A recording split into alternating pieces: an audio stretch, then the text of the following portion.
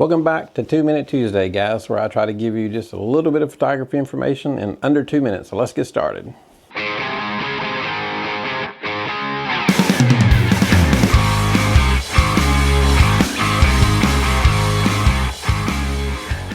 I have gotten the question lately, what camera do I need to be considered a professional photographer?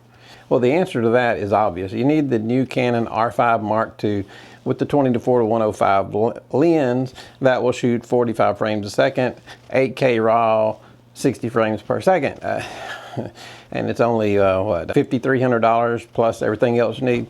I'm totally kidding. You do not need that. Look, the camera does not make you a photographer. The photographer makes the camera, not the other way around. A real photographer can take a Canon 50D from years ago and get fantastic pictures. You don't need the latest and greatest to be a photographer. You need knowledge to be a photographer. I've got a list of cameras here if you're looking to get into photography. If you're looking to get into photography under less than $500, I would suggest the Canon R6. It's a full frame camera. You can get it at KEH. They have one for $394. It's full frame, 20 megapixels. If you're looking to stay less than $1,000, you can go with the Canon 5D Mark III. It's $740. It's a 22 megapixel full frame camera, also a great camera.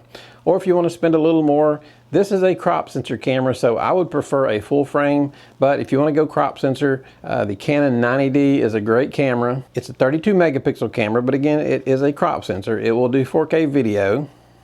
And KEH has one for $884. But again, it's not the camera that makes you a professional. It's the knowledge that makes you a professional. So if we're helping you guys out, give us a big thumbs up, hit that subscribe button. Thanks, you guys have a good day.